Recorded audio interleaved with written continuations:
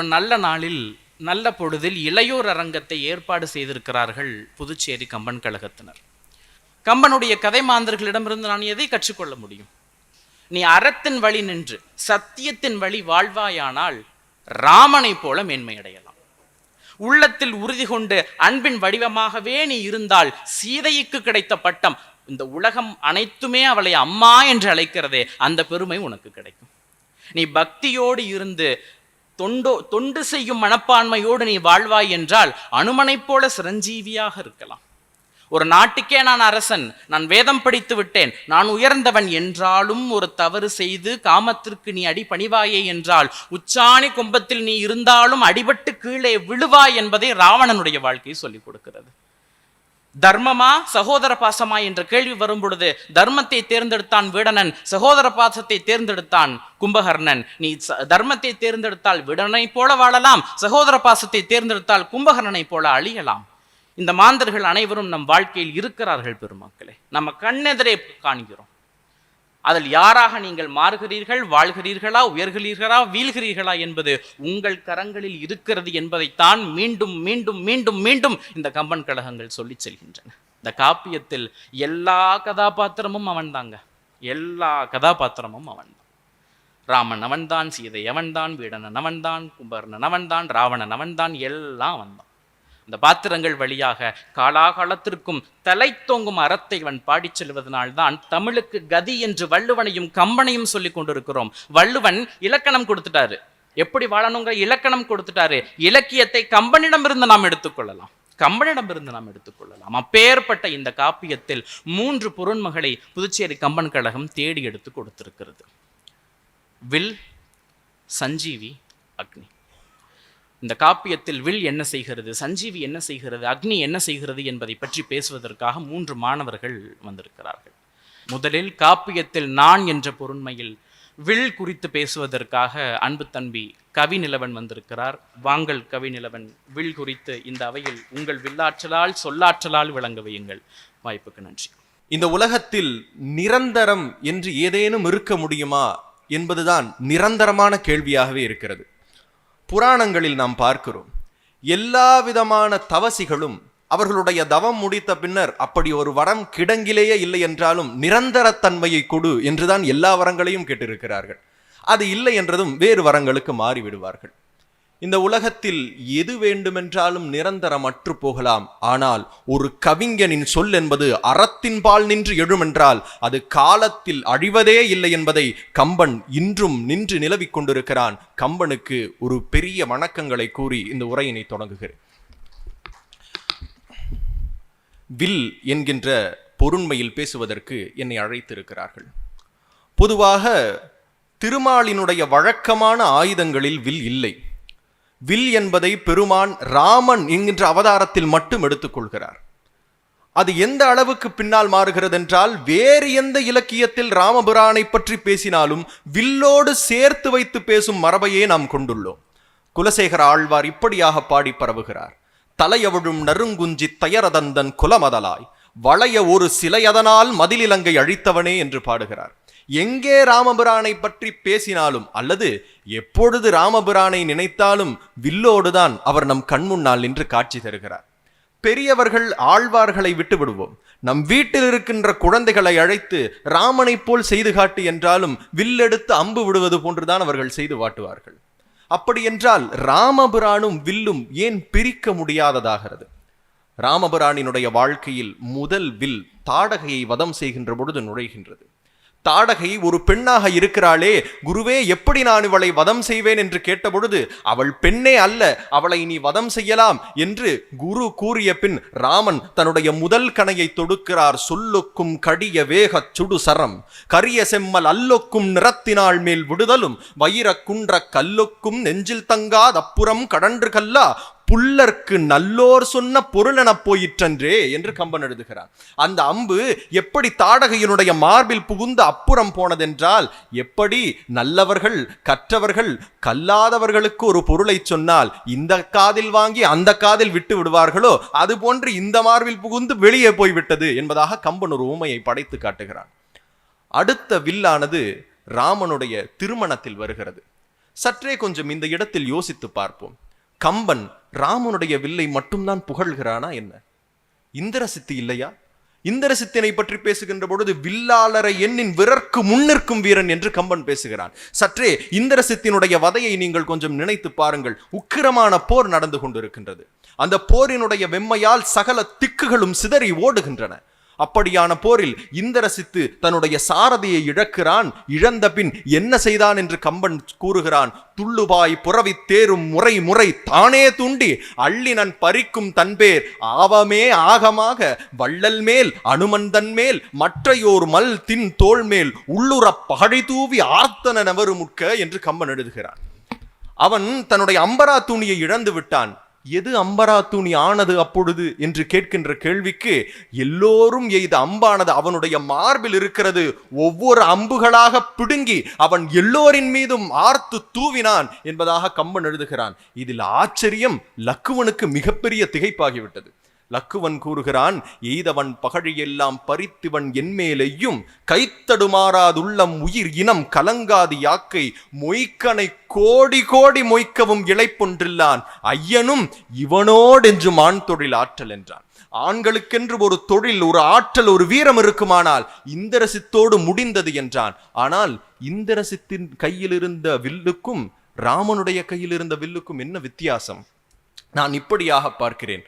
ராமனுடைய கையில் இருந்த வில் மட்டுமல்ல, அது ஆயுதம் மட்டுமல்ல. நீங்கள் சற்றே ராமாயணத்தில் இருந்து மகாபாரதத்திற்கு சென்று பார்ப்போம்.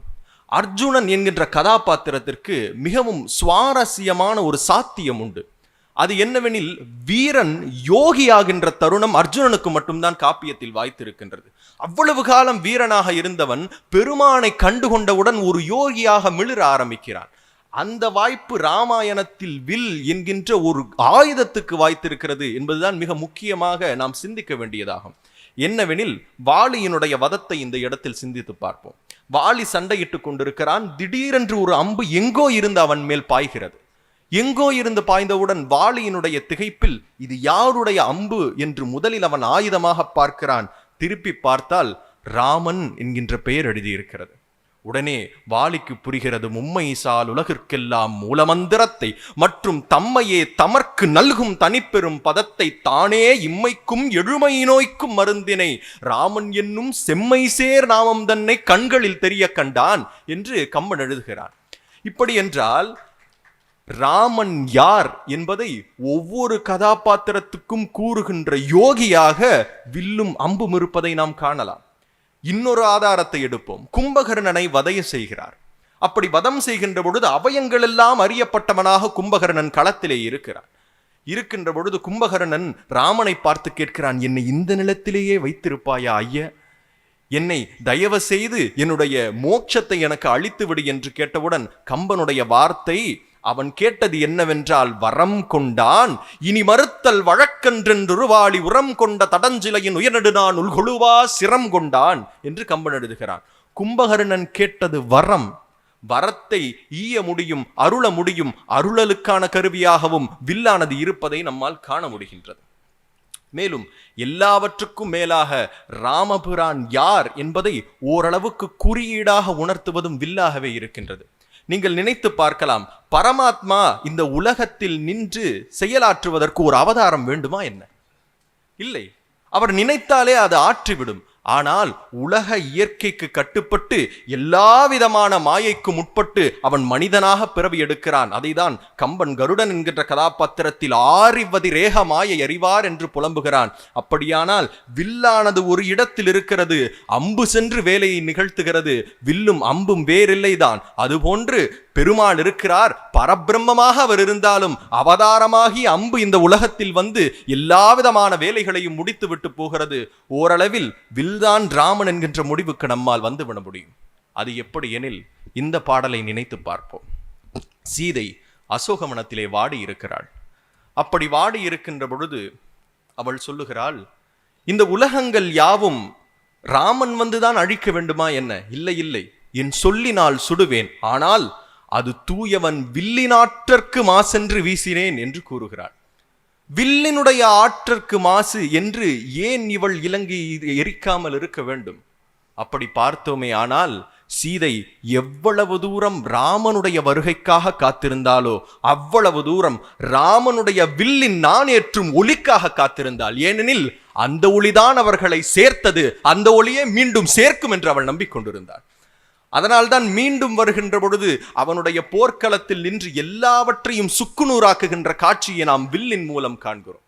ராவணனை ராகவன் எப்படி அழிக்கிறான்? முக்கோடி வாழ்நாளும் முயன்றுடைய பெருந்தவமும் முதல்வன் முன்னால் எக்கோடியாராலும் வெலப்படா என கொடுத்த வரமும் ஏனை திக்கோடும் புகழனைத்தும் செருகிடந்த புயவலியும் தின்று மார்பில் புக்கோடி உயிர் பருகி புறம்போயிற்று ராகவன்றன் புனிதவாளி என்று எழுதுகிறார். அது என்ன மாதிரியான அதிசயங்களை எல்லாம் நிகழ்த்து காட்டுகிறது. ராவணனை கொல்கின்ற பொழுது கூட கற்பினை நிலைநாட்டுகின்ற வேலையை ராகவனுடைய வில் செய்கின்றது. மண்டோதரி வந்து பாடுகிறாள். வெள்ளருக்கன் ஜடைமுடியான் வெற்படுத்த திருமேனி மேலும் கீழும் எள் இருக்குமிடனின்றி உயிர் இருக்குமிடம் நாடி இழைத்தவாரோ கல்லிருக்கும் மலர்கூந்தல் சானகியை மனச்சிறையில் கறந்த காதல் உள்ளிருக்கும் எனக்கருதி உடல் புகுந்து தடவியதோ ஒருவன் வாளி என்று எழுதுகிறார். ஏன் அம்பு எங்காவது தடவுமா? அம்பு குத்தும், ஏன் தடவ வேண்டும்? அப்படி என்றால் இது மண்டோதரியின் கூற்றாக வருகின்ற பாடல். தன்னுடைய கணவனின் மீது அம்பு குத்தி இருக்கிறது என்று சொல்வதற்கு கூட தயங்கிய மண்டோதரி தடவியதோ ஒருவன் வாளி என்கிறாள். எல்லா இடங்களுக்கும் தடவி அது எதை பார்த்தது என்றால் உள்ளே சீதையின் மீது ராவணன் கொண்ட காதல் இருக்கிறதா என்று பார்த்தது. ஏனெனில் தமிழ் வழக்கில் ஒன்று கற்பெனப்படுவது பிறர் மனம் புகாமை என்று கூறுவார்கள். சான்றோர்களின் வாக்குப்படி பிறர் மனதில் புகாது இருப்பது கற்பெனில் சீதையினுடைய நினைப்பானது ராவணனின் உள்ளிருந்தால் அது தேவியினுடைய கற்புக்கு வரலாற்றில் ஏதேனும் பிழை வந்துவிட நேரிடுமோ என்று பயந்த கம்பன் எல்லாவற்றையும் ராகவனினுடைய வில்லால் துளவி காட்டி பார், இங்கே ஒன்றுமே இல்லை, ராமன் ஒரு சுத்த வீரனைத்தான் கொலை செய்திருக்கிறான், காமுற்ற ராவணனை அல்ல என்று காட்டுவதற்கான மிகப்பெரிய ஒரு கூறாக வில் என்கின்ற ஆயுதத்தை ராமன் எப்படி எடுக்கிறானோ கம்பன் தன்னுடைய கையில் எடுத்துக்கொண்டு விளையாடுகிறான். அப்படி பார்த்தோமேயானால் ஒட்டுமொத்த காப்பியத்தினுடைய நகர்வுக்கும் கம்பனுடைய எழுத்தாணி எவ்வளவு நகருகிறதோ ராமனுடைய வில்லும் ஏன் கம்பனுடைய கையில் இருக்கின்ற வில்லும் அவ்வளவு நகர்கின்றது. ஏனெனில் வில்லும் ராமனும் வேறல்ல, ராமனும் சொல்லும் வேறல்ல. நன்றி, வணக்கம். எனக்கு ஒரு இடம் மனதிலேயே நின்று விட்டது. இந்திரசித்தனையும் இலக்குவனையும் பற்றி அவர் பேசி அந்த காட்சி. இந்திரசித்தனுக்கும் இலக்குவனுக்கும் கடுமையான போர் வருகிறது. அப்போ தேவர்கள் அத்துணை பேரும் அவர்களுடைய மனைவிமார்களோடு போர் பார்க்கறதுக்கு வராங்களாமா. எங்க போர்க்களத்துக்கு யாராவது பெண்களை அழைத்து வருவார்களா? ஏன் அழைத்து வருகிறார்கள் என்றால் அவர்கள் கண் முன்னாடி தான் ஒரு காலகட்டத்தில் இந்திரசித்தன் தேவர்களை அடிச்சு நொறுக்கினாப்ல. எங்களால தான் இந்திரசித்தனை ஜெயிக்க முடியல, லக்குவன் ஜெயிக்க போறான், வா நம்ம போய் பார்க்கலான்னு மனைவிமார்களை கூட்டிக் கொண்டு அவர்கள் வந்திருக்கிறார்கள். சும்மா வரல, கையில பூவோட வந்திருக்காங்களாமா. எதுக்கு பூவோட வந்திருக்காங்க? இலக்குவன் ஜெயிக்க போறான், லக்குவன் மேல பூ போடணும்னு வந்திருக்கிறாங்க. சண்டை அப்பா அப்பா அப்பா. கம்பன் எப்படித்தான் இப்படி பாடல் பாடினானோ என்று எனக்கு தெரியவில்லை. உக்கிரமான சண்டைங்க. இலக்குவன் அத்துணை இந்திரசித்தன் கிட்ட இருந்த எல்லா ஆயுதமும் தோற்று போகிறது. அவனுடைய அம்பரா துணி முதற்கொண்டு அறுத்துறாங்க. ஆனாலும் சண்டை நடக்குது. எங்கிருந்துங்க அம்பு வருதுன்னு பார்த்தா லக்குவன் அம்பு வந்து இந்திரசித்தன் நெஞ்சில பாயுதில்ல, அந்த அம்பை புடுங்கி புடுங்கி இந்திரசித்தன் வீசினானாமா. வந்தவர்கள் வென்றது இலக்குவன் தான். ஆனால் இந்திரசித்தனுடைய வீரத்தை பார்த்து பூவை இந்திரசித்தன் மீது தேவர்கள் போட்டார்கள் என்று கம்பன் பாடல் எழுதுகிறான். எப்பேற்பட்ட வீர காட்சியில வீரரை வியவாதவர் யார் என்று கம்பன் பேசுகிறான். இந்த காப்பியத்தில் ராமனும் வில்லும் வேறல்ல, இரண்டும் ஒன்றே என்று சொன்ன கவிநிலவனுடைய சொல்லில் இந்த சபை மயங்கி கிடக்கிறது. அவருக்கு மீண்டும் ஒரு முறை எங்களுடைய வாழ்த்துக்களும் பாராட்டுகள். அடுத்ததாக இந்த காப்பியத்தில் யாருக்குமே கிடைக்காத சிறப்புகள் பெற்ற ஒரு பாத்திரம். காலா காலத்திற்கும் ராமனை நாம் எங்கெல்லாம் வழிபடுகிறோமோ, ராமனை பற்றி எங்கெல்லாம் பேசுகிறோமோ அந்த இடத்தில் இவர் இருப்பாராமா. அப்படி பார்த்தா இப்போ எங்கேயோ அனுமன் உட்கார்ந்து நாம் பேசுவதை கேட்டுக்கொண்டிருக்கிறார். அந்த அனுமன் தூக்கி வந்த சஞ்சீவி மலை குறித்து தான் நாம் சிந்திக்கவிருக்கிறோம். இந்த காப்பியத்தில் அனுமன் என்கின்ற ஒரு பாத்திரத்தை அகற்றி விட்டோமே என்றால் இந்த காப்பியத்தில் எத்தனை இடங்கள் தடைப்பட்டு போகும் தெரியுமா? எத்தனை இடங்கள் தடைப்பட்டு போகும் தெரியுமா? ராமன் என்கின்ற பரம்பொருளால் தாய் என்றும் தந்தை என்றும் பெயர் பெற்ற ஒரே பாத்திரம் அனுமன் மாத்திரம்தான். அப்படிப்பட்ட அனுமன் தூக்கி வந்த சஞ்சீவி மலை குறித்து பேசுவதற்காக அன்பு தம்பி தங்கமுத்துவை அழைக்கிறேன். அவர் கல்வியியல் பயின்று கொண்டிருக்கக்கூடிய மாணவர். வாருங்கள் தங்கமுத்து, முத்து முத்தான சொற்களை இந்த அவையில் எடுத்து தாருங்கள். அனைவருக்கும் முதலில் வணக்கம். காப்பியத்தில் நான் என்கின்ற பொருண்மையின் கீழ் சஞ்சீவி என்கின்ற தலைப்பில் பேச விளைகிறேன். நான் யோசித்து பார்க்கிறேன், சஞ்சீவி மலை மட்டும் இல்லாமல் இருந்தால் என்ன நடந்திருக்கும்? நாகபாசத்தால் லக்குவணன் இறந்திருப்பார். அதை பார்த்த ராமனும் இறந்திருப்பார். ராம லக்குவணன் இறந்த பிறகு சீதை இறந்திருப்பால். ராமன் லக்குவணன் சீதை இறந்த பின்பு பரதனும் அங்கே இறந்திருப்பான். ஒட்டுமொத்த காப்பியத்தின் அடிநாதம் என்று சொல்லக்கூடிய அறம் வெல்லும் பாவம் தோற்கும் என்கின்ற அடிநாதமே இல்லாமல் போயிருக்கும் அல்லவா? ஆக இந்த ஒட்டுமொத்த காப்பியத்தின் அடிநாதத்தின் உயிர் நாடியாக இருப்பதே இந்த சஞ்சீவி மலைதான் என்று என்னுடைய பேச்சினை துவங்குகிறேன். யுத்தகாண்டத்திலே எல்லோரும் இறந்துபட்ட நிலையில் கிடக்கின்றார்கள். வீடணன் வருகின்றார். என்ன செய்வது என்று அறியாமல் திகைத்து நிற்கின்ற பொழுது சாம்பவனை பார்த்து இந்த உயிர் பிழைப்பதற்கான வழியை கேட்கலாம் என்று அனுமனை அழைத்து செல்கிறார்கள். அப்போ சாம்பவன் சொல்றார், இந்த உயிர்ப்பிப்பதற்கான வழி என்ன என்று சாம்பவன் சொல்கிறார். மாண்டாரை உய்விக்கும் மருந்து ஒன்றும், உடல் வேறு வகிர்களாக கீண்டாலும் பொறுத்துவிக்கும் ஓர் மருந்தும், படை கலைகளை கிளைப்பது ஒன்றும், மீண்டேயும் தம் உருவை அருளுவது ஓர் மெய் மருந்தும் உள என்று இந்த சஞ்சீவி மலை இருக்கக்கூடிய இடத்தெல்லாம் சொல்றாரு. எந்த வழியா போகணும், அதில் என்னென்ன மருந்து இருக்குது, எடுத்துட்டு வந்தா உயிரை காப்பாற்றலாம் என்கிற வழியையெல்லாம் சொல்லுகிறார். இதை கேட்ட மாத்திரத்திலே அனுமன் என்ன செய்கிறார்? இங்கு இதுவே பணியாகில் இறந்தோரும் பிறந்தோரே எம் கோமார்க்கு யாதும் தீங்கு இடையூறு எய்தாமல் தெருட்டு தீர்த்தி போய் என சொல்லி அவரே தீர்ந்தார். எப்படி போறாராம்? கம்பர் எழுதுகிறாரு, ஓங்கினன் வான்னெடு முகற்றை ஒற்றனன் பொன்தோல் இரண்டும் திசை ஒக்க வீங்கினன் ஆகாயத்தை விழுங்கினனே என வளர்ந்தான் வேதம் போலவன்றார். அப்படி வளர்ந்து அப்படி போறாரு. அப்படி போகும்போது நான் இந்த இடத்துல ஒன்று யோசித்து பார்க்கிறேன். சரி, சாம்பவன் சொல்லிட்டாருப்பா, போய் மலையை எடுத்துட்டு வந்திருக்கணும்ல நேரடியா. ஆனால் இந்த இடத்திலே இந்த சமயத்தினுடைய சமநிலையை இன்னும் எக்காலத்திற்கும் உணர்த்துவதற்கு கம்பன் இந்த இடத்திலே சமய சமநிலையை சொல்கிறார். எப்படின்னா, அனுமன் போறாருல்ல மலையை தூக்கிட்டு வர, அப்போ கைலாய மலையை கடந்து போகிற பொழுது சிவபெருமான வணங்கிட்டு போறாரா. அந்த இடத்துல உமை தேவி கேட்கிறா, என் இவன் எழுந்த தன்மை என்று உலகு ஈன்றால் கேட்ப, மன்னவன் ராமன் தூதன் மருந்தின் மேல் வந்தான், வஞ்சர் தென்னகர் இலங்கை தீமை தீர்வது திண்ணம் சேர்ந்தது, நன்னுதல் வெம்போர் காணுதும் நாளை என்று சிவபெருமான் சொல்வதாக இந்த இடத்திலே கம்பன் பதிவு செய்கிறார். ராமனுடைய போரை பார்ப்பதற்கு சிவபெருமான் நாளைக்கு நம்ம போலாங்கிற ஒரு காட்சியையும் இந்த இடத்திலே கம்பன் சஞ்சீவியை வைத்துதானே எக்காலத்திற்கும் இங்கு சொல்லிட்டு இருக்கிறார்.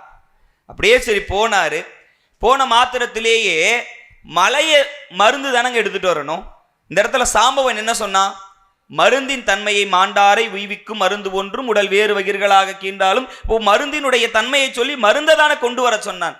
ஆனால் எதற்காக அனுமன் சஞ்சீவி மலையையே தூக்கி வந்தான் என்கிற கேள்வி எனக்குள் இருக்கிறது. அந்த இடத்துல போய் நிற்கிறான். அனுமனினுடைய உளவியலை கம்பன் இந்த இடத்தில் பேசுகிறான். என்னன்னு, இங்கு நின்று இன்னென்ன மருந்து என்று எண்ணினால் சிங்குமால் காலம் என்று உணரும் தன்மையான்னு சொல்லிட்டான். இங்க நின்று இந்த மருந்து வேணும் நம்ம தேடிக்கிட்டு இருந்தோம்னா அந்த கொஞ்ச காலம் வீணாகுமே. அந்த கொஞ்ச காலம் கூட என் ராமபிரான் துன்பத்தில் இருக்க கூடாதுன்றதுக்காக அந்த மலையையே தூக்கினான் என்று கம்பன் அனுமனினுடைய உளவியலை எழுதினான் இல்லையா. மலைன்னா சொன்ன அந்த குன்று மாதிரி சின்னதா இருக்குமா? இவர் தூக்குனது எப்பேற்பட்ட மழை தெரியுமா?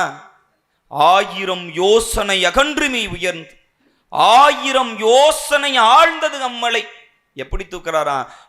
எனும் மாத்திரத்து ஒரு கை ஏந்தினன் தாயினன் உலகலாம் தவழ்ந்த சீர்த்தியன் எழுதுறான்.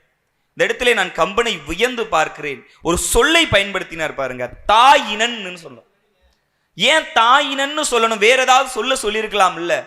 ஏன் தெரியுமா? தாயினன் என்று சொன்னான், அந்த மலையை கொண்டு போனா பலரினுடைய உயிரை காப்பாற்றக்கூடிய நிலையில் இருக்கிறதல்லவா.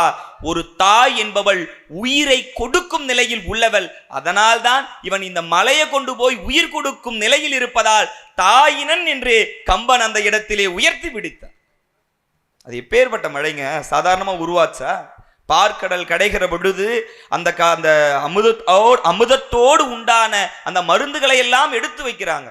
இதுவரைக்கும் யாருமே தொட்டது கிடையாது. அதை அழகாக கம்பன் சொல்லுவார், தோன்றிய நாள் முதல் யாரும் தொட்டில ஆன்றவே ரன்னலே அவற்றின் ஆற்றல்கள் 3 என ஒன்றிய உலகம் முன்னை நாள் ஈன்றவன் இறப்பினும் ஆவியும் ஆள்னு சொல்றாரு.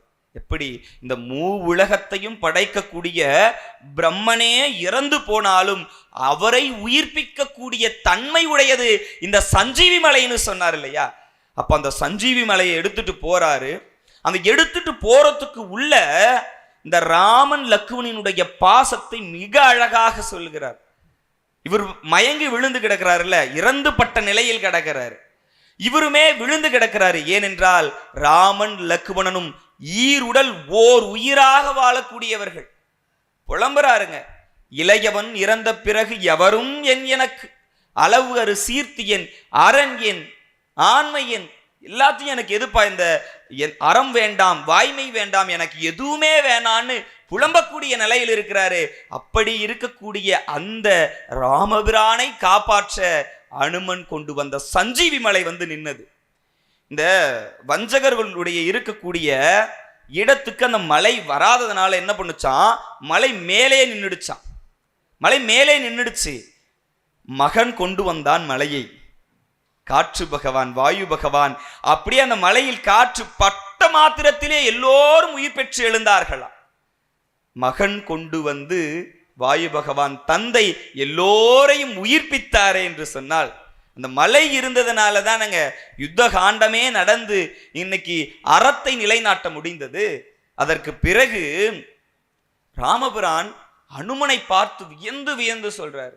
இந்த இடத்துல நான் பார்க்கிறேன், ஒரு மிகப்பெரிய ஒரு காப்பியத்தினுடைய தலைவன் ஒரு தொண்டனை இப்படியெல்லாம் வியந்து பேசுவாரா? பேசுறாருங்க. முன்னின் தோன்றினோம் முறையின் நீங்களாது, எண்ணில் தோன்றிய துயரின் இருசேர் மண்ணில் தோன்றினோம் மாண்டுலோம் நின்னின் தோன்றினோம் நெறியில் தோன்றினாய்ன்னு சொல்றாரு. என்னுடைய இந்த பல நாள நான் இறந்து போனங்க, மாண்டுலோம்னு சொல்றாரு. மாண்டுலோம், நான் இறந்தேன், இப்போ உன்னில் தோன்றினோம் அப்பனே அனுமா என்று அனுமனை இந்த இடத்திலே ராமபிரான் சொல்றாரு இல்ல. அதை விட என்ன உயிர் மட்டுமாப்பா காப்பாத்தின, இந்த சஞ்சீவி மலை என்னெல்லாம் ஒரு இந்த காப்பியத்தில் அழகாக செய்திருக்கிறதுன்னு பாருங்க. என் உசிரை மட்டுமா காப்பாத்தின, பழியும் காத்து அரும் பகையும் காத்து எமை வழியும் காத்தனை நம் மறையும் காத்தனை அப்படின்னு சொல்லி ராமபிரான் அனுமனிடத்திலே பேசுகிறார். என்னெல்லாம் காப்பாத்திருக்க பாருப்பா. என் பழி, சீதையை காப்பாற்ற முடியாமல் போயிடுச்சு. ஒருவேளை நான் இறந்து போயிருந்தா சீதையை காப்பாற்ற முடியாம போயிருக்கும். இந்த பழி வராமல் காத்திருக்கிறார். அரும் பகை, யாருக்கு கோபப்பட்டு இந்த எல்லாரும் இந்த சான்றோர்கள் எல்லாம் எனக்கு தேவர்கள் தேவாதி தேவர்கள் எல்லாம் கோபப்படுவாங்களே, அந்த கோபத்தை இருந்து காப்பாத்திருக்கிறார். நம்முடைய மறையை காப்பாத்திருக்கிற, என்னுடைய வழி, என்னுடைய வம்சத்தை காப்பாத்திருக்கிறேன்னு சொல்லி ராமன் அனுமனை பார்த்து சொல்லுகிறார் என்று சொன்னால், இந்த சஞ்சீவி மலை எதையெல்லாம் செய்திருக்கிறது என்று நாம் இந்த இடத்துல சிந்தித்து பார்க்க வேண்டும். அவருடைய உயிரை காப்பாற்றி, பழியிலிருந்து காப்பாற்றி, அறத்தை காப்பாற்றி, எல்லாவற்றிலும் இருந்து இந்த காப்பியம் அழகாக நகர்ந்து அறம் வெல்லுவதற்கு அடிநாதமாக இருந்தது இந்த சஞ்சீவி மலையே என்று சொல்லி, இந்த சஞ்சீவி மலையை யாராலும் மறக்க முடியாது. ஏன்னா அனுமனின் சிலை வைக்கின்ற போதெல்லாம் சஞ்சீவி தூக்கிய கோலத்தோடு தான் வைக்கிறோம். ஏனென்றால் அது உயிர் கொடுக்கும் தன்மை கொண்டது, அது என்றென்றைக்கும் மக்களின் மனங்களில் நிறைந்து நிற்கக்கூடியது என்று சொல்லி விடைபெறுகிறேன். நன்றி, வணக்கம். சஞ்சீவி மலை தூக்கி சிரஞ்சீவி பட்டம் பெற்றவன் அனுமன். எனக்கு அந்த ஒரு சம்பவத்தை மட்டும் நான் மீண்டும் கூற விளைகிறேன். கம்பனுடைய கைவண்ணம் மிளிரும் சில இடங்கள். வான்மீகத்திலிருந்து கம்பன் சில இடங்களிலிருந்து மாறுபடுகிறான். வான்மீகத்தில் இல்லாத சில செய்திகளை உட்புக்குகிறான். அதற்கு காரணம் இந்த மண் சில விஷயங்களை காலத்திற்கும் மறந்துவிடக்கூடாது என்பதற்காகத்தான். அதில் ஒரு தலையாய இடம்தான் சஞ்சீவி தூக்கி வரும் பொழுது நடக்கக்கூடிய சம்பவம். அனுமன் சஞ்சீவியை தூக்கி வரும் பொழுது சிவபெருமானும் உமையவளும் பேசிக்கொள்ளக்கூடிய அந்த காட்சியை தங்கமுத்து அழகாக விவரித்தார். எண்ணிவன் எழுந்த தன்மை என்று உலகு இன்றால் கேட்ப. உமையவள் கேட்கிறாள், இது யாரு, எதுக்கு எடுத்துட்டு போறாங்க? உமையவளுக்கு தெரியாதா செல்வது யார் என்று கம்பன் உமையவளையும் ஒரு காரியகர்த்தாவாக மாற்றுகிறார். ராமன் தூதன், நாளை தென்னகர் இலங்கை தீமை தீர்வது திண்ணம்ங்கிறாரு சிவபெருமான். நான் இந்த இடத்துல யோசிச்சு பார்க்கிறேன், ராமனை பற்றித்தானே கம்பர் பாட வேண்டும்? இது ஒரு வைணவ இலக்கியம் என்றுதானே சிலர் பேசிக் கொண்டிருக்கிறார்கள். ஆனால் சிவபெருமானையும் ஒரு கதை மாந்தராக மாற்றி அவர் வாயிலாக நீயும் நானும் நாளைக்கு போய் இலங்கையில சண்டை நடக்க போகுது, நாம போய் அதை பார்க்கலாம் என்று சொல்வதாக ஒரு காட்சியை கம்பன் படைத்து காட்டுகிறானே. அறியும் சிவனும் ஒன்று, அறியாதவர்கள் வாயில் மண்ணு என்று நாம் வழக்கத்தில் ஒரு வாய்மொழியை வைத்திருக்கிறோமே. என்னை பொறுத்தவரை அதை உருவாக்கியது கம்பன் என்று நான் சொல்லுவேன். எல்லாவற்றையும் தாண்டி பரிபூரண நிலையை நோக்கி இந்த காப்பியம் நகர வேண்டும் என்கின்ற ஒற்றை கோட்பாடோடு இப்படிப்பட்ட ஒரு கதை மாந்தரை, இப்படிப்பட்ட ஒரு சம்பவத்தை புகழ்ந்த கம்பனை நாம் என்னவென்று பேசி மெச்சுவது? அதை குறித்து அழகாக சிந்தித்த தங்கமுத்துவிற்கு மீண்டும் ஒரு முறை இந்த சபையின் சார்பாக வாழ்த்துக்களும் பாராட்டுகளும். நிறைவான பொருண்மையாக அக்னி. ஒரு வாசகனாக கம்பனை வாசிக்கும் பொழுது இந்த இடம் வரும் பொழுது மனம் தடுமாறும். நாம் அன்னை என்று யாரை நினைத்து கொண்டிருக்கிறோமோ அந்த அன்னைக்கு ஒரு அக்னி பரீட்சையா, சீதாதேவிக்கு ஒரு கேள்விக்குறியா, என்ன நடக்க போகிறது என்று வாசகன் அப்படியே ஒரு நடுக்கம் வராதுங்களா நமக்கு? நம் பெற்ற தாயை ஒருவர் கேள்வி கேட்டால் சும்மா இருப்போமா? கேட்பது தகப்பன், கேட்கப்படுவது தாய். வாசகன் என்ன செய்ய முடியும்? கம்பன் என்ன செய்தான்? அதை பற்றி பேச வருகிறார் அன்பு தங்கை ரோஷினி பிரியா அவர்கள். வாருங்கள் ரோஷினி, அக்னியை குறித்து சிந்தனையை தாருங்கள். அவையை நிறைத்திருக்கின்ற ஆன்றோருக்கும் சான்றோருக்கும் கம்ப சுவைஞர்களுக்கும் என்னுடைய பேரன்பினை உரித்தாக்கிக் கொள்கிறேன். அண்ணா ஒரு முன்னுரை தந்தார், கம்பன் என்ன செய்தான் இந்த இடத்திலே என்று. கம்பன் பேசாமல் கற்போரை பேச செய்தான் அக்னி வருகின்ற இடத்திலே. கம்பன் கவி சக்கரவர்த்தி. கவியை எழுதுவதில் மட்டுமல்ல, கற்போரை சிந்திக்க தூண்டும் இடத்திலும் கம்பன் சக்கரவர்த்தியாய் திகழ்வதை எடுத்து காட்டுவதுதான் இந்த அக்னி எனும் இடம் வருகின்ற இடம் காப்பியத்திலே. பொற்பின் திறத்தினை, கற்பின் வீரத்தினை இன்றளவும் பெண்களின் அடையாளமாக தூக்கி ஒழிக்க செய்யும் இடம் எது என்று கேட்டால் அது அக்னிதான். ராமபிரான் ராவணனை வென்று விட்டார். சீதா பிராட்டியை சிறை மீட்க செய்கிறார். வீடணன் சீரோடும் சீதையை அழைத்து வருகின்றான். நீண்ட நாள் கழித்து தலைவனும் தலைவியும் சந்தித்துக் கொள்ளுகின்றனர். எத்தனை பேரன்போடு இருவரும் உரையாடி கொள்ள வேண்டும், எத்தனை பெருங்காதலை இருவரும் வெளிப்படுத்திக் கொள்ள வேண்டும். ஆனால் அங்கு நடந்ததோ வேறு, எதிர்பாராத ஒரு நிகழ்வு. வணங்கு இயல் மயிலினை கற்பின் வாழ்வினை பணம் கிளர் அரவு என எழுந்து பார்ப்பரா. ராமன் படமெடுத்து ஆடுகின்ற பாம்பினை போல சீதையை பார்த்து சீறுகிறான் என்று கம்பன் எழுதுகிறார். ராமன் சீதையை பார்த்து இப்படியெல்லாமா கேட்டான் என்று கற்போர் வியக்கும் அளவிற்கு ஒரு நீண்ட பாடல்களை கம்பர் எழுதுகிறார். ஊன் திறமுவந்தனை ஒழுக்கம் பாழ்பட மாண்டிளை முறை திறம்பு அரக்கர் மாநகர் ஆண்டு உறைந்து அடங்கின அச்சம் தீர்ந்து இவனிடத்து மீண்டது என் நினைவு. என்னை விரும்பும் என்பதோ ஊனுண்டாய் அரக்கரினுடைய இடத்திலே அவர்களுக்கு அடங்கி இருந்தாய், ஒழுக்கம் பாழ்பட்டு விட்டாய். என்ன தைரியத்துல நீங்க வந்த? ராமன் என்னை விரும்புவான் என்று நினைத்தா? நான் எதற்காக இலங்கை வந்தேன் என்று நினைத்தாய்? உன்னை மீட்கவா? உன்னை மீட்பான் பொருட்டு உவர் தூர்ந்து ஒளிர் மின்னை மீட்கும் மீட்டரு படை அரக்கர் வேறற பின்னை மீட்டு உருபகை கடத்திலேன் பிழை. என்னை மீட்பான் பொருட்டு இலங்கை எய்தினேன். கடல் கடந்து அரக்கர் கோமானை வென்று இங்கு வந்தது உன்னை மீட்பதற்காக அல்ல, மனைவியை காக்க மறந்தான் ராமன் என்ற அவச்சொல்லிலிருந்து என்னை காத்துக் கொள்வதற்காக வந்தேன் என்று கம்பன் எழுகிறார். ராமனா பேசுகிறான் என்ற ஆச்சரிய குறி நம்முள் எழுகிறது. அது மட்டுமல்ல, ராமன் சொல்லுகிறான், ஒரு குறிக்கோள் இல்லாத புழுவை போல உன்னுடைய வாழ்வானது மாறிவிட்டது. எப்போ நீ அரக்கர் கோமான் இடத்தில் இருந்தாயோ அப்பொழுதே உன் குலத்தின் பெருமையெல்லாம் கெட்டுவிட்டது. பெண்மையும் பிறப்பும் பெருமையும் கற்பு என்னும் திண்மையும் தெளிவும் ஒழுக்கும் சீர்மையும் உண்மையும் நீ எனும் ஒருத்தி தோன்றலால் வன்மையில் மன்னவன் புகழின் மாய்ந்தவளால் என்று எழுதுகிறார். கொடைத்தன்மை இல்லாத ஒரு அரசனுடைய புகழ் எப்படி மாய்ந்து போகுமோ அப்படி உன்னுடைய தோற்றத்தினால் பெண்களுக்கு இருக்கக்கூடிய குணங்கள் அனைத்தும் மாய்ந்து போய்விட்டன என்று எழுதுகிறார். கேட்கிற நமக்கே நெஞ்செல்லாம் பதைபதைக்கிறதே, சீதைக்கு எப்படி இருந்திருக்கும்? அன்னையின் கண்களிலே சிவப்பு நீர் வழிந்தோடி கொண்டிருக்கின்றது, செந்நீர் செந்தி கொண்டிருக்கின்றாள் சீதா பிராட்டி. ராமன் சொல்லுகின்றாள், உன் திறத்தை நிரூபி அல்லது உன் வழியில் சென்று விடு, என்னிடம் வராதே என்று சொல்லுகின்றான். இப்போ சீதையினுடைய மனநிலை எப்படி இருந்திருக்கும்? கம்பர் இப்படி ஒரு உவமையை காட்டுகிறார். ஒரு பெரிய பாலைவனத்திலே நீர் வேட்கையுடைய மான் ஒன்று இருக்கிறது. திடீரென்று ஒரு பெரிய தடக்கையை பார்க்கிறது, ஓடி சென்று நீரினை அருந்துகின்றது. ஆனாலும் அதற்கு தாகம் தணியவே இல்லை. அப்படி ஒரு மனநிலையில் சீதை இருந்தாலாம். இன்னும் சற்று அருகில் உங்களை சீதையிடம் கொண்டு செல்லட்டுமா?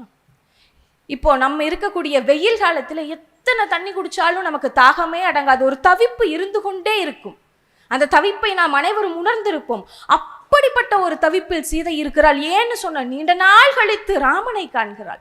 கண்டவுடன் தொழுகிறாள். ஆனால் ராமனுடைய வார்த்தைகள் அனைத்தும் ராமனுடைய வில் போலவே அவளுடைய நெஞ்சையும் சுட்டு விட்டது. அதனால் அடங்காத தவிப்பில் இருக்கின்றாள் சீதை.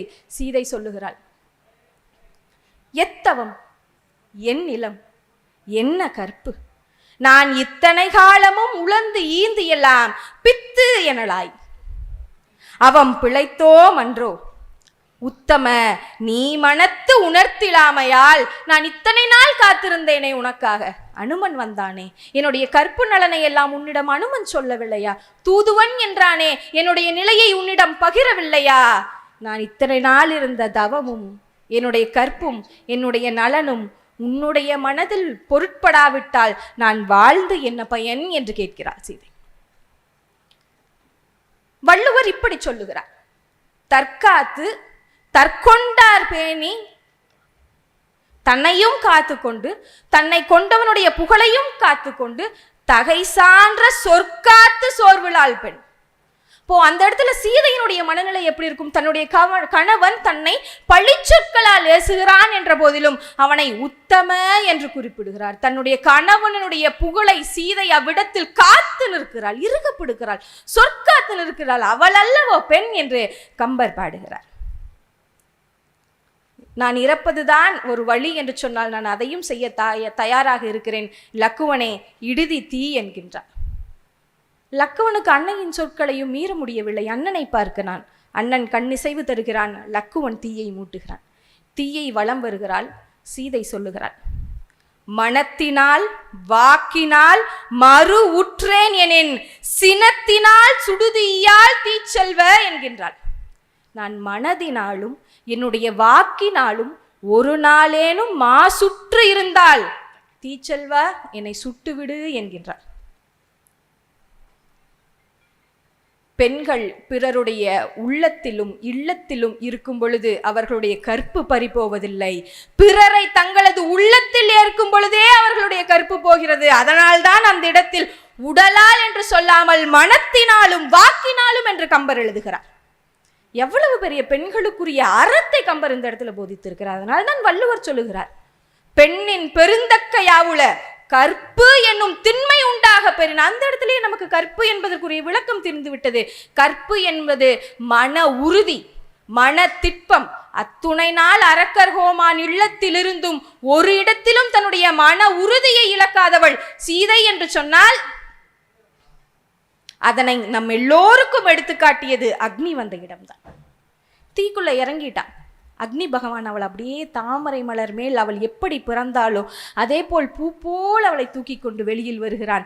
பாலின் பஞ்சு படுவது போல அக்னி பகவானுடைய செயல் இருந்ததாக கம்பர் எழுதுகிறாருங்க.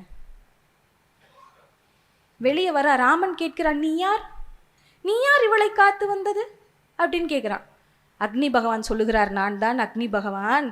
இந்த கற்பென்னும் தீச்சுடர் என்னை சுட்டுவிட்டது என்று கருகிய உடலோடு அக்னி பகவான் வெளியில் வருகிறார். அவர் சொல்றாரு, இப்படி ஒரு பிதாவை நான், இப்படி ஒரு மாதாவை நாம தப்பு சொன்னோம்னா இந்த உலகத்துல மழை பெய்யாது, இந்த உலகம் செழிக்காது, இந்த உலகம் உயிக்காது. இவள் கற்பென்னும் பெருந்தீ என்னும் பட்டத்தை அக்னி பகவான் சீதைக்கு தருகிறார். இந்த இடத்திலே கம்பர் பேசாமல் சில விடயங்களை பேசி செல்லுகிறார். அன்பிற்கினியவர்களே, பெண்களினுடைய கற்பு அவர்களுடைய திண்மையில் இருக்கின்றது. கிட்டத்தட்ட 10,500க்கு மேல் கம்பன் தன் கைவண்ணத்தை காட்டியிருக்கின்றான். யுத்த காண்டத்தில் மட்டும் 4,000த்திற்கும் மேற்பட்ட பாடல்கள். ஆண் மக்களினுடைய வில் ஆற்றலையும் பேராற்றலையும் தொடர்ந்து கம்பன் பாடிக்கொண்டே இருக்கின்றான். பெண்களினுடைய வீரம் எங்கிருக்கிறது? பெண்களுக்குரிய அறம் எங்கிருக்கிறது? பெண்களுக்குரிய வீரமும் அறமும் உடலில் இருக்கிறதா? இல்லை, உள்ளத்தில் இருக்கிறது. நீங்காத திண்மையினாலும் திட்பத்தாலும் ஒரு பெண் எப்பொழுது இருக்கிறாளோ அப்பொழுது அவள் சீதா பிராட்டியை போல் உலகெல்லாம் புகழப்படுவாள் என்பதை அக்னியின் வாயிலாக கம்பர் இங்கு சுட்டிச் செல்லுகிறார். இதெல்லாம் சொல்லிவிட்டார் அக்னி பகவான். நான் தான் அக்னி, அவள் மாசற்றவள், அவளை ஏற்றுக்கொள். அப்படி ராமன் சொல்லுகிறான், அழிப்பு இள சான்று நீ உலகுக்கு, ஆதலால் இழிப்பு இள சொல்லி நீ இவளை யாதும் இல என பழிப்பு இழல் என்றனை. பழியும் இன்று இனி களிப்பிழல் என்றனன் கருணை உள்ளத்தான். தன்னுடைய கருணை உள்ளத்தோடு ராமன் சீதையை இனி இவள் களிப்பு இழல், நான் இவளை ஏற்றுக்கொள்ளுகிறேன் என்று ஏற்றுக்கொள்ளுகிறார் என்று கம்பர் பாடுகிறார். காப்பியத்தில் ஏற்பட்ட இடர்களை எல்லாம் அவ்வப்போது களைய பழமாந்தர்கள் வந்தார்கள். ராமபிரானுக்கும் சீதைக்கும் ஏற்பட்ட இடரை களைவதற்காக வந்தவர் அக்னி என்று சொன்னால், தீமையை அழித்து அறத்தை வெல்வது மட்டும் கம்பனினுடைய நோக்கமாக இருந்திருந்தால், கம்பராமாயணத்தினுடைய நோக்கமாக இருந்திருந்தால், கம்பர் ராமனையும் சீதையையும் இணைத்து வைத்திருப்பார்.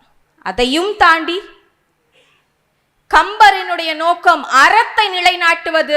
அந்த அறம் எங்கிருந்து தொடங்குகிறது என்று சொன்னால் அது குடும்பத்திலிருந்து தொடங்குகின்றது. அந்த குடும்ப உறவுகளுக்கிடையே ஒரு நல் தன்மையை பேண வேண்டும் என்பதை சுட்டிக்காட்டும் இடமாகவே அக்னியினுடைய தோற்றம் இருக்கிறது. அது மட்டுமின்றி பெண்களினுடைய தீரத்தையும் பெண்களினுடைய வீரத்தையும் காலம் கடந்தும் பெண்களினுடைய மாண்பையும் இந்த உலகிற்கு எடுத்துச் சொல்லும் இடமாக அக்னி இருக்கிறது என்று சொல்லி என்னுடைய மனமார்ந்த நன்றிகளை கூடி விரைபெறுகிறேன். நன்றி, வணக்கம். இந்த காப்பியத்தில் ஒரு சிக்கலான இடம்தான் அக்னி வரும் இடம். காப்பிய தலைவியினுடைய கற்புக்கு ஒரு கேள்விக்குறியை கம்பனே எழுப்பி உலக மக்கள் அத்துணை பேரும் காலாகாலத்திற்கும் அதை குறித்து சிந்திக்க வேண்டும், பெண்கள் எப்படி வாழ வேண்டும் என்கின்ற தத்துவத்தை சொல்ல வேண்டும் என்று கம்பன் அந்த இடத்தை கையாண்ட விதம் இருக்கிறதே, அப்பா அப்பா அப்பா சொல்லி மாளாது. அதை திறம்பட சொன்ன ரோஷினி பிரியா அவர்களுக்கும் பிற மாணவர்களுக்கும் மீண்டும் ஒரு முறை இந்த அரங்கத்தின் சார்பாக வாழ்த்துக்களும் பாராட்டுக்களையும் சொல்லி, இப்போ என் வேலை கடினமாயிருச்சு. இந்த 3 பொருண்மைகளால் காப்பியத்தில் கம்பன் இந்த உலகத்திற்கு எதை சொல்ல வருகிறான்? ஏன் அக்னியை படைக்க வேண்டும்? ஏன் சஞ்சீவியை படைக்க வேண்டும்? ஏன் வில்லை உயர்த்தி பிடிக்க வேண்டும்? வில்லும் சஞ்சீவியும் உயிரற்றது, அக்னி ஒரு பஞ்சபூதத்தை சார்ந்தது. இந்த 3 பொருண்மைகளை வைத்து கம்பன் இந்த உலகத்திற்கு எதை கற்பிக்கிறான் என்றால், நான் இப்படி சிந்தித்து பார்க்கிறேன். அக்னி பகவானுடைய செயல் இந்த உலகத்திற்கு எதை கற்பிக்கிறது? நீங்க யோசிச்சு பாருங்க. யுத்தகாண்டம் எழுவதற்கு எது அடிப்படை? யுத்தகாண்டம் ஏன் வரணும்? சீதை எங்க இருக்கிறாள் என்று ராமனுக்கு தெரியாது, எந்த திசையில் இருக்கிறாள் என்று தெரியாது. தேடி அழுது புலம்பி, ராமனுடைய புலம்பல் இருக்கிறதே, சீதையை பிரிந்தவன் வாடக்கூடிய அந்த வாட்டம் இருக்கிறதே, அப்பா அப்பா அப்பா, எந்த இடத்தில் சீதை இருக்கிறாள் என்பதை தெரியாமல் வேதனையில் தத்தளித்துக் கொண்டிருக்கும் பொழுது அனுமன் வந்து சொன்ன செய்தி என்ன? கண்டனன் கற்பினு கனியை கண்களால் தெண்டிரை அலைகடல் இலங்கை தென்னகர் அண்டர் நாயக இனித்துரத்தி ஐயமும் பண்டுல துயரும் என்று அனுமன் பண்ணுவான்.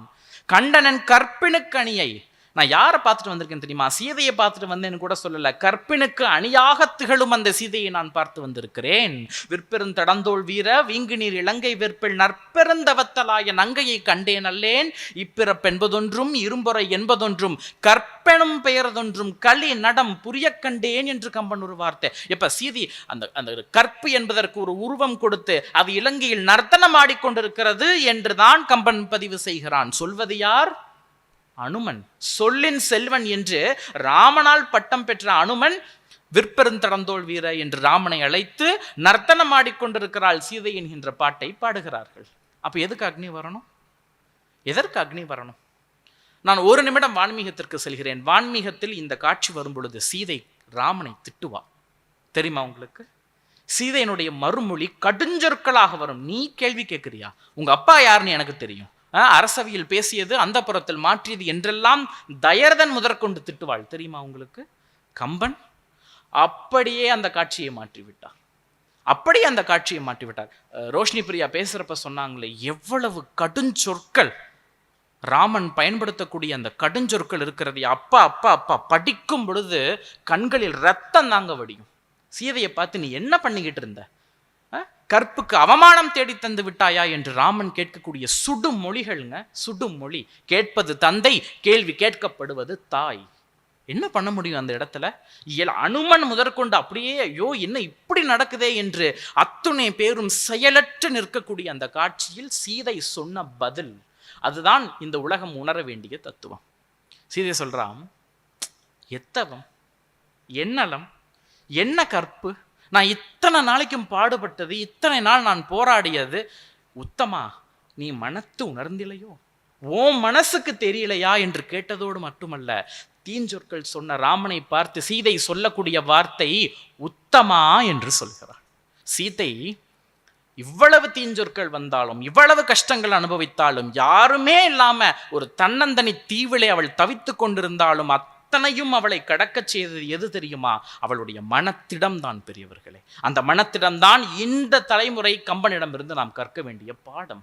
எவ்வளவு சூழல் வந்தாலும், எவ்வளவு கடுமையான சூழல் வந்தாலும், என்னுடைய மனத்திறத்தை, அக்னியதான நீ கூட்டி வந்திருக்க, பஞ்சபூதத்தையும் வந்து இறக்கு, நான் மாறப்போவதில்லை. சீதை அக்னிக்குள்ள போடுறாங்க. வேற ஒருத்தர் வெளியில வர்றாரு. யார் நீ? அக்னி பகவான். நீ யார உள்ள இறங்க சொல்லி இருக்கிற? கற்பின் கனலையை இறங்க சொல்லி இருக்கிறாய். அக்னி கருத்துட்டாராமாங்க. அக்னி கருத்து போய் விட்டார்.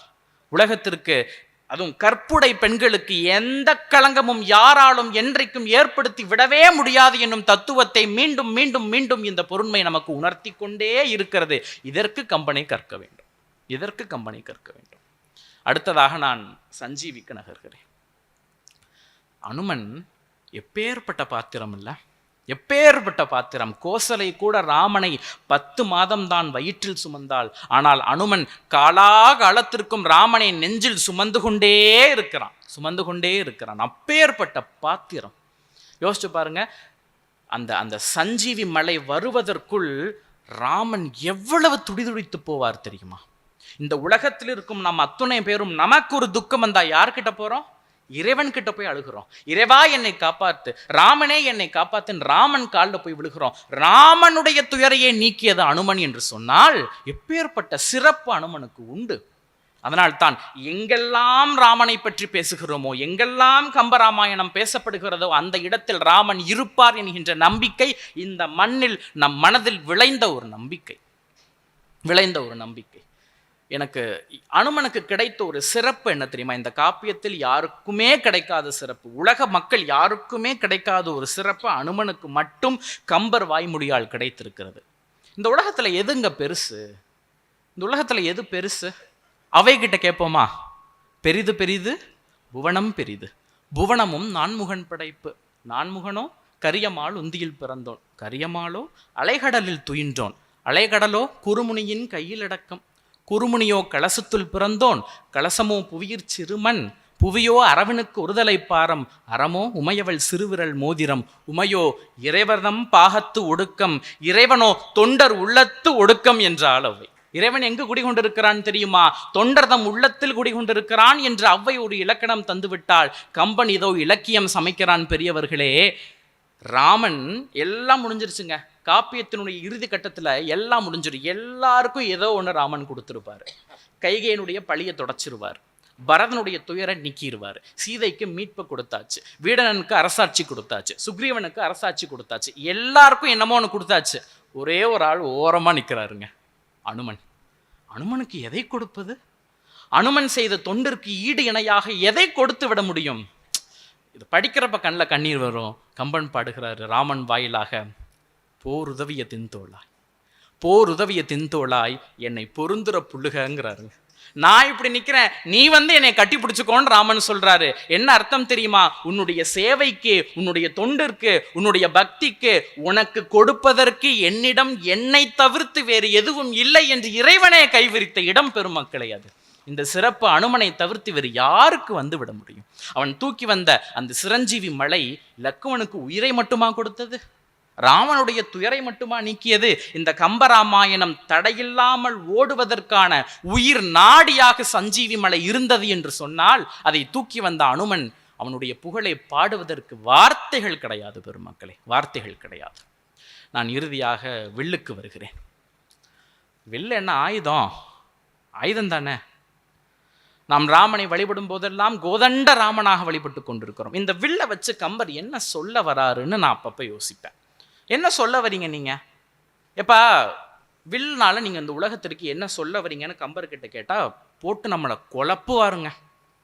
இப்போ சரி, வில்லாளர்கள்னு ஒரு பட்டியல் கொடுங்களேன் கம்பரே, ஒரு லிஸ்ட் கொடுங்கன்னு கேட்டா தரேன். முதலிடம் யாருக்கு தெரியுமா? வில்லாளரை எண்ணின் வீரர்க்கு முன்னிற்கும் வீரன்னு யாருக்கு சொல்றாரு? இப்போ நீங்கள் வில்லாளர்னு ஒரு பட்டியல் போட்டிங்கன்னா நம்பர் 1 யார் தெரியுமா? யாருங்க? இந்திரசித்தன். என்னது இது? கம்பராமாயணம் எழுதுறாரு, தலைவன் ராமன், தம்பி லக்குவன் இருக்கான், இவங்களெல்லாம் விட்டுட்டு என்ன நீ நம்பர் 1 வந்து இந்திரசித்தனுக்கு கொடுக்குறீங்க? வில்லாளரை என்னன் வீரர்க்கு முன்னிற்கும் வீரனாமா. அப்பேற்பட்ட வீரன். அவனுடைய இயற்பெயர் என்ன தெரியுமா? மேகநாதன். மேகநாதன் இந்திரனை வென்றவன். காலப்போக்கில் அதுவே அவனுடைய பெயராக இந்திரசித்தன் என்னே மாறி போயிருச்சு. அப்பேற்பட்ட வீரன் அவன், அப்பேற்பட்ட வீரன். அதில் ஒரு இடம் வரும் பாருங்க, முதல் நாளில் போய் அடி லக்குவன் கிட்ட அடி வாங்கிட்டு வந்துற. இனி தெரிஞ்சு போச்சு, நம்ம பிழைக்க மாட்டோம் என்று தெரிந்து விட்டது. அந்த பிள்ளை கடைசியாக தந்தையிடம் ஒரு முறையீடு வைக்கிறான், அதலால் அஞ்சினேன் என்று அருளலை. எப்பேற்பட்ட காட்சி பாருங்க. அப்பா கிட்ட பையன் வந்து கேட்குறாங்க, அப்பா அந்த பொண்ணை விட்டுருன்னு. இந்த காட்சியெல்லாம் வாழ்க்கையில் யாருக்கும் வந்து விடக்கூடாது. கம்பன் படைக்கிறான், ஆதலால் அஞ்சினேன் என்று அருளலை. ஆசைதான சீதை வாழ் விடுத்தியாயின் நனையவர் சீற்றம் தீர்வர் போதலும் புரிவர் செய்த தீமையும் பொறுப்பர் நின்மேல் காதலால் உரைத்தேன். அப்போ எனக்கு ரொம்ப பிடிக்கும்பா. நான் பயந்துட்டேன் நீ நினைச்சிடாத, நான் பயந்துட்டேன் நீ நினைச்சிடாத. எப்பவுமே யாராவது ஒருத்தர் நான் உனக்காக சொல்றேன்னு சொன்னாங்க, நான் தனக்காக சொல்றாங்கன்னு அர்த்தம். ஆனால் இந்திரசித்தன் அப்படி சொல்லவில்லை என்று உலகத்திற்கு நிரூபிப்பதற்காகத்தான் இறுதியாக தன் கூற்றாக கம்பன் போட்டான், உலகெல்லாம் கலக்கி வென்றான்னு சொன்னான்.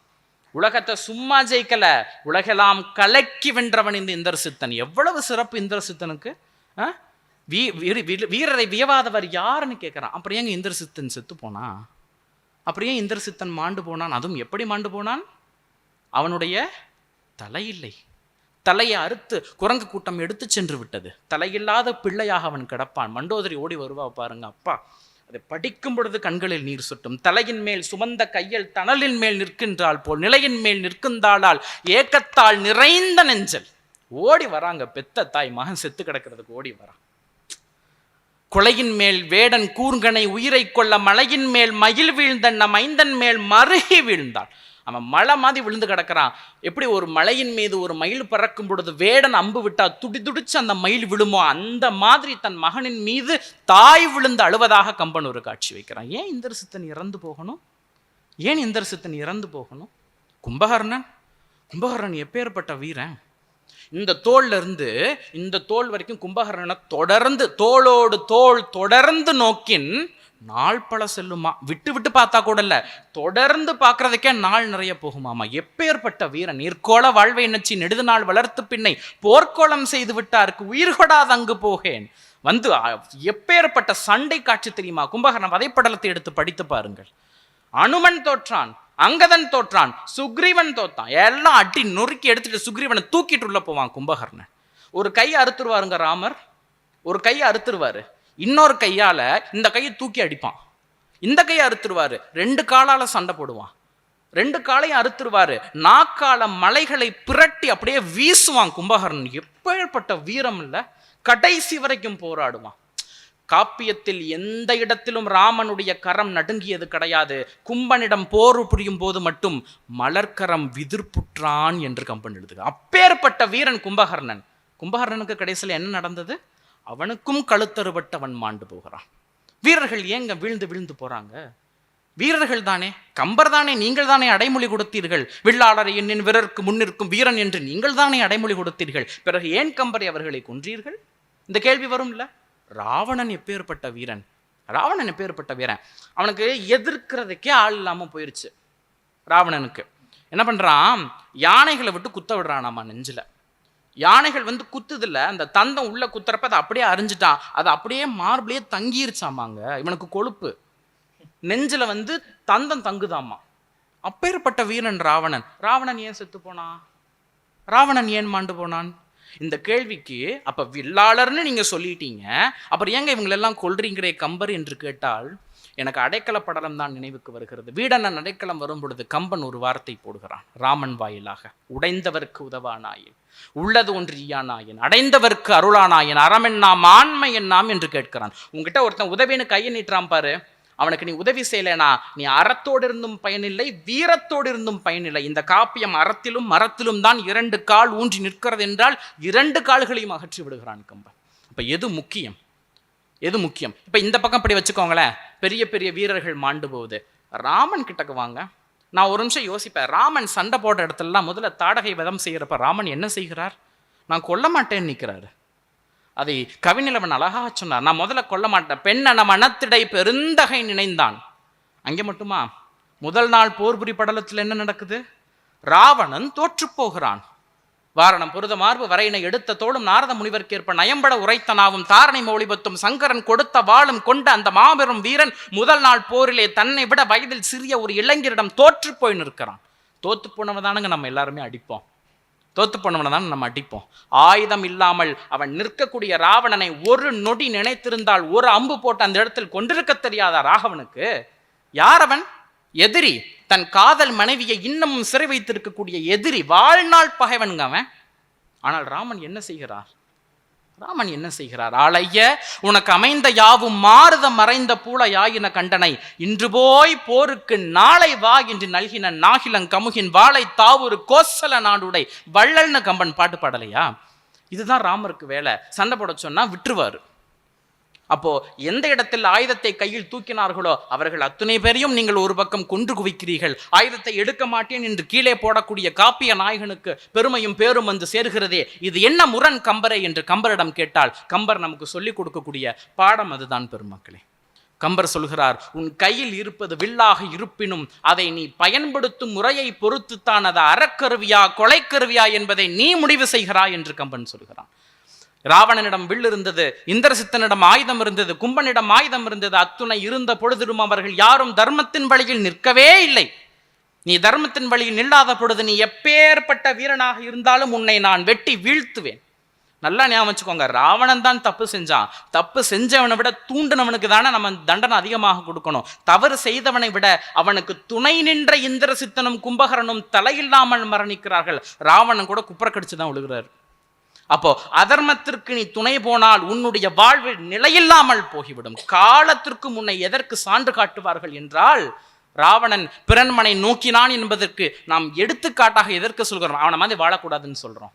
வீரர்களாக இருப்பினும் கும்பனும், வீரர்களாக இருப்பினும் இந்திரசித்தனும் மாண்டு போய் நமக்கு சொல்லிக் கொடுக்கும் பாடம் அதுதான். நீ வீரனாக இருப்பது பயனில்லை. அவைதானே சொன்னாள், புலனைந்தும் வென்றான் கண் வீரமே வீரம் என்று சொன்னால். இவர்கள் ஆயுதத்தை பயன்படுத்த தெரிந்தவர்கள், இவர்கள் வில்லாளர்கள். ஆனால் அவர்களிடம் அறமில்லை. அவர்கள் உணர்ச்சிக்கு அடிமையாய் போய் தந்தை மீது கொண்ட பாசம், அண்ணன் மீது கொண்ட பாசம் என்கின்ற உணர்வுகளுக்கு அடிமைப்பட்டு போய் அழிந்து போனர். ஆனால் ராகவன் அப்படியல்ல. ராகவன் கையில் வைத்திருந்தது சாதாரண வில் கிடையாது, அது அறத்தின் வடிவமாக இருந்ததால் அவன் உணர்ச்சிகளை அப்புறப்படுத்தி விட்டு, உணர்வுகளை அப்புறப்படுத்தி விட்டு அறத்திற்கு மட்டுமே முக்கியத்துவம் கொடுத்தான் ராகவன். அதனால் தான் வில்லாளராக இருப்பினும், வியவதார இருப்பினும், யாராக இருப்பினும் தர்மத்தின் வழி நில்லாதவர்களை கம்பன் இந்த காப்பியத்தின் மூலம் அழித்தே நமக்கு பாடத்தை கற்பித்து கொடுக்கிறான். இதுதான் கம்பனுடைய திறம். கம்பன் எப்படி சிந்திச்சான்னு எனக்கு தெரியலங்க. எந்த இடத்துல யோசிச்சிருப்பாரு, எப்படித்தான் இப்படிலாம் பாட்டு எழுதினாருன்னு எனக்கு தெரியல. நான் இப்படி சொல்லி நிறைவு செய்கிறேன். காப்பியத்தில் நான் என்கின்ற இந்த 3 பொருண்மைகளில் அக்னி என்பது சீதையினுடைய மன உறுதியை உலகிற்கு கற்றுக் கொடுக்கிறது. மன உறுதியோடு நீ வாழ்ந்தால் யாராக இருப்பினும் உன்னை ஒன்றும் செய்துவிட முடியாது என்ற பாடத்தையும், சஞ்சீவி நீ பக்தியோடு இருந்து பார், இறைவன் தன்னையே உனக்கு கொடுத்து விடுவார் என்கின்ற பாடத்தையும், வில்லாளராக இருப்பின் தருமத்தின் வழி நின்றால் நீ வாழ்வாய் என்கின்ற பாடத்தையும் கம்பன் இந்த 3 பொருண்மைகள் மூலமாக சொல்லிச் செல்கிறான். எண்ணி எண்ணி திட்டம் போட்டு எழுதினானோ, எண்ணாமல் எங்கிருந்தோ கொட்டினானோ, புண்ணியத்தால் உடன் பிறந்த புலமைதானோ, போந்த பின்பு அறிவமைந்து புகன்றதாமோ, தன்னியல் சேர் தமிழ் அணங்கின் தவமேதானோ, தயரதனும் சனகனும் தரித்த நோன்போ, விண்ணமுதின் சுவை கெடுத்த கம்பன் பாடல் விரிந்த விதம் என்றென்றும் வியப்பே ஆகும். அந்த கம்பனுடைய தாள் பணிகிறேன். நன்றி பாராட்டி நிறைவு செய்கிறேன். நன்றி.